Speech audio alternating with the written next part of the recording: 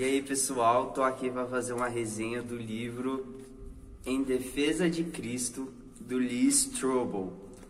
Eu terminei de ler esse livro, foi um presente que eu ganhei do meu professor Marcelo Honório, fazendo Rema, Ele leciona a aula de História da Igreja. Durante as aulas de História da Igreja, ele comentou sobre esse livro, Na verdade, ele comentou sobre o filme.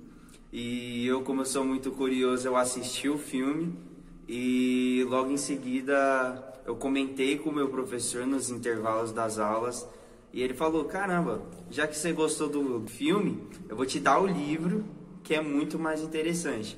Por que o livro é muito mais interessante, Para quem assistiu o filme, sabe que o filme, ele, se eu não me engano, ele só mostra 3 entrevistas dos evangelhos, que mostra 5.000 cópias, Que tem 5.000 cópias. Aí a segunda é as provas arqueológicas e a terceira é a prova científica, Mas no filme só mostra 3 entrevistas. Se você dá uma olhada aqui no sumário do livro, você pode ver que existe diversos capítulos, Deixa eu aproximar aqui. Aqui estão os capítulos. E aqui tem mais, Aí encerra aqui. E a gente pode ver que são praticamente, se eu não me engano, 13 entrevistas. São 13 entrevistas. E de 13 entrevistas no filme só deu pra colocar 3, Então, o filme é muito resumido. O filme é bom, mas o livro, ele é muito melhor, muito maior, tem muito conteúdo, No filme, ele não é tão profundo assim, Na questão de refutar o ceticismo, Que, para quem não sabe, o Lee Strobel, ele era um ateu. Se você ler no primeiro capítulo, se você ver o filme, você vai ver que a mulher dele, ela se converteu, ela aceitou Jesus. E ele começou a ficar com ciúme da mulher dele, achando que ele ia perder ela para sempre. E por isso ele decidiu procurar provas que mostrasse que o cristianismo não existe, Para ele meio que não perder a esposa dele para o cristianismo, E a gente vai vendo ele buscando, A gente sabe que ele é jornalista também, por isso que talvez tenha surgido nele essa vontade do que? Estar reunindo provas, Ele fez tipo que uma investigação criminal mesmo, E no livro ele faz várias comparações, como que no negócio criminal, para você chegar a uma conclusão do caso, Então é muito bom. É muito bom esse livro, eu recomendo para vocês. Existem alguns capítulos que eu gostei muito desse livro, Algumas entrevistas assim que me chamaram mais atenção, E eu vou falar algumas aqui. O capítulo 1 e o capítulo 2 fala da entrevista com o Craig Blomberg, Para quem não sabe, esse cara é um cara muito famoso, Ele escreveu vários livros sobre introdução aos evangelhos, E ele tem um conteúdo muito bom. E nessa entrevista com o Craig Blomberg, ele vai mostrar as provas que comprovam que os 4 evangelhos, eles não foram falsificados, Então, como eu falei, e também aparece no filme, existem aproximadamente 5.000 cópias, dos textos bíblicos, das cartas de Paulo, dos evangelhos, escrito em diversos períodos de tempos diferentes, de forma que era impossível ter se perdido. Então isso já prova, que como os cristãos da época acreditavam de verdade no cristianismo, que não era simplesmente uma seita, A gente sabe que nesse período surgiu muitas seitas, E prova, cara, ele refutou várias vezes os evangelhos, Que, para quem não sabe, quando os apóstolos, quando Jesus sobe às alturas e os apóstolos ficam em Jerusalém, eles recebem poder e eles saem pregando o evangelho às nações. Para quem não sabe, a pregação deles, a maneira que o evangelho era transmitido, era a tradição oral, né? E muitos ateus, né, eles alegam isso, né, que o evangelho ele se perdeu com o passar do tempo, né? Com o passar do tempo, o evangelho ele se perdeu porque foi feito de tradição oral, né? E aqui ele prova, né? Ele vem mostrar aqui, o Craig Blomberg, ele vem mostrar como que é feito um raciocínio para você entender que o evangelho ele não foi mudado, né? Aqui nesse livro ele vai apresentar a fonte Q e diversas coisas, mas a gente sabe que se você ler um livro chamado também História Eclesiástica da Igreja, né, você vai ver que a necessidade de escrever um evangelho, ela foi surgindo ao longo do tempo, né? Não foi assim, Jesus ressuscitou, a gente tem que escrever um evangelho, né? Então foi tido uma necessidade dos discípulos de fazer os evangelhos, mas enquanto isso, o que não foi escrito, né, os evangelhos, Paulo ele escrevia cartas, Paulo ele se comunicava através de cartas, né? E o Craig Blomberg ele afirma isso, que mesmo que não tivesse os evangelhos, a partir das cartas de Paulo era possível construir uma biografia de Jesus Cristo. Então isso é muito interessante, né? Se eu não me engano, o livro mais antigo, né, considerado pela maioria dos históricos é o de Marcos, né? O evangelho mais antigo é o de Marcos.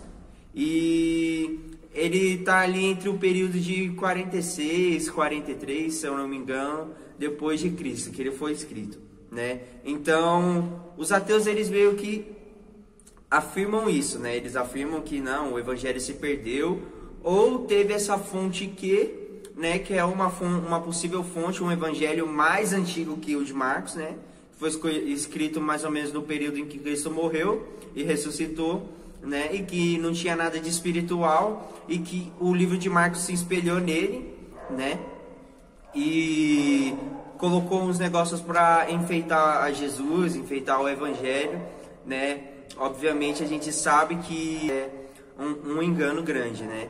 Craig Blomberg ele relata a fidelidade do historiador Lucas, né, o apóstolo Lucas, ao escrever tanto o evangelho de Lucas e tanto o Ato dos Apóstolos, né? Que todos os lugares em que descreveu, tanto no seu evangelho e tanto em Atos, são lugares que a arqueologia pôde comprovar que esses lugares estavam certos, né? Não somente isso, mas eventos que aconteceram. Então, esse livro é muito top. Eu gosto muito do Louis Lapides, que fica no capítulo 10, que fala a respeito de um judeu, né? Que ele vai perguntar para um judeu o que ele espera do cristianismo, por que eles não aceitaram Jesus, como ele se converteu. Louis Lapid, ele era um judeu, e é muito forte esse testemunho mexeu comigo. Louis Lapid, ele era um judeu, e o que acontece? Ele se converteu ao cristianismo, né? Ele vinha de uma tradição super religiosa, né, em que, para quem não sabe, os judeus eles são ensinados a ter medo dos cristãos, são ensinados a ter ódio dos cristãos, né, até mesmo por causa de um conceito histórico, né, várias vezes os cristãos perseguiram os judeus, né, através da Igreja Católica, através da Reforma Protestante, né. Então a gente sabe que os judeus eles foram muito perseguidos, então eles são ensinados a ter medo, eles são ensinados a ter ódio, né, dos cristãos. E o que acontece? Louis Lapid, eles eram ensinados assim, cuidado com o cristão, cuidado com essa raça, cuidado com essa raça, né? E ele fala que a vida dele no judaísmo era uma vida assim totalmente distorcida, né? Ele não vivia uma vida em santidade, mas ele vivia uma vida de qualquer jeito. Ele estava decepcionado com ele mesmo, com Deus, e ele estava decepcionado com a vida dele, e ele decidiu sair do caminho de Deus e decidiu viajar pelo mundo, decidiu usar drogas e ir para várias baladas. E eu não me lembro o país onde ele se converteu, mas ele estava numa dessas viagens que ele estava fazendo e ele se converte. Como? Ele estava andando na rua e um homem foi evangelizar para ele sobre Jesus, falou sobre Jesus e ele falou: eu sou judeu, eu não sigo esse Jesus aí que você está falando, esse Jesus não existe. E o cara fala: não, olha na Bíblia que você vai ver. Aí ele falou: não, essa Bíblia aí de você está errada. Aí ele, mesmo assim, ele estava com dúvida, né? Esse pregador, ele falou: olha na sua Bíblia que você vai ver as passagens. Aí ele pediu para a mãe dele enviar uma Bíblia hebraica e ele mesmo conferiu as passagens. Ele começou a estudar todo o Velho Testamento e ele viu que o Velho Testamento ele aponta para Cristo. Então ele viu as passagens de Moisés, que Moisés fala que vai vir um profeta, no qual o povo deve seguir, né? Estevão, ele faz esse mesmo comentário a respeito de Moisés, né? Ele lê a passagem de Isaías 53, que Cristo levou sobre si as nossas dores, as nossas enfermidades, né? Então ele mesmo comprovou, e ele falou que a vida dele mudou quando ele aceitou o Evangelho. A vida dele nunca mais foi a mesma. E a família dele via essa mudança que teve, né? E quando ele falou para a família dele que essa mudança vinha porque ele tinha aceitado a Jesus Cristo, né? A família dele toda o rejeitou. A família toda dele o perseguiu, né? E isso me chamou muita atenção, cara, porque é o que se cumpre a palavra de Deus, que diz que aquele que não largar pai e mãe por amor de mim, não é digno de mim, sabe? O cara, ele foi perseguido pela própria família, foi perseguido por pai e por mãe, né? E para um judeu aceitar a Cristo hoje é muito difícil, né? Para um judeu aceitar a Cristo hoje é muito difícil. Por quê? Porque ele tem que renunciar à própria família, né? Então, eu acho muito incrível isso, né? Não somente o judeu, né? O cristão, em geral, ele tem que renunciar a muitas coisas, né? O evangelho em si é renúncia. As provas médicas são as melhores, né? As provas médicas são as melhores. Se você assistiu o filme Em Defesa de Cristo, cara, é muito resumido. É muito resumido. Aqui nas provas científicas, o cara que foi entrevistado, né? Deixa eu pegar o nome do irmão aqui. Alexander Matbrell, né? Esse cara aqui, eu não sei se eu pronunciei certo, mas ele relata o sofrimento de Cristo desde o jardim do Getsemane, desde as chicotadas que Cristo recebeu, desde do caminho na via dolorosa, né? E até chegar na cruz e ser morto, e até sair água e sangue, né? Então, cara, esse livro é muito bom. Existem as provas arqueológicas, né? Onde eu acredito que está também na confiabilidade dos evangelhos. Está na entrevista de Craig Blomberg, né? Que fala sobre o achado dos manuscritos do Mar Morto, né? Eu acho que deve ser muito famoso. Acho que algumas pessoas devem ter ouvido falar sobre esses manuscritos, né? Onde foi encontrado numa região ali onde ficava uma seita judaica chamada Essênios, né? Bem parecido com o que João Batista fazia, né? João Batista, ele ficava no Mar Morto, né? Ele ficava batizando pessoas, e a seita dos Essênios, né? Que é uma seita judaica, ele também batizavam pessoas no rio. Eles viviam uma vida totalmente exclusa de privilégios, né? Eles ficavam na beira do mar. E foi achado nesses manuscritos do Mar Morto o trecho do pedaço que faltava em Isaías 61, né? Porque nos evangelhos em Lucas, quando Jesus ele vai falar, se não me engano é Lucas 9, né? Quando Jesus ele vai falar, essa profecia se cumpre aqui. Ele está lá no templo ensinando, e ele abre o rolo do livro e ele fala, essa profecia se cumpre aqui. O Espírito do Senhor está sobre mim, né? E me ungiu para pregar boas novas, para libertar os cativos e oprimidos, né? E também fala um trecho sobre ir ressuscitar os mortos, né? E muitos judeus, eles achavam que era algo de Cristo simplesmente só para incrementar o evangelho, que os cristãos colocaram para incrementar o evangelho, ou que o próprio Cristo tinha inventado esse texto, porque havia se perdido, realmente nessa época havia se perdido esse trecho. Só que com o achado dos manuscritos do Mar Morto, foi achado o capítulo inteiro de Isaías 61, onde fala esse trecho, né, que Jesus ele ressuscitou os mortos. E se você for para Israel, né, existe um museu arqueológico lá também, que fica esse papiro, né, eu acho que é papiro que fala, né, esse trecho inteiro de Isaías 61.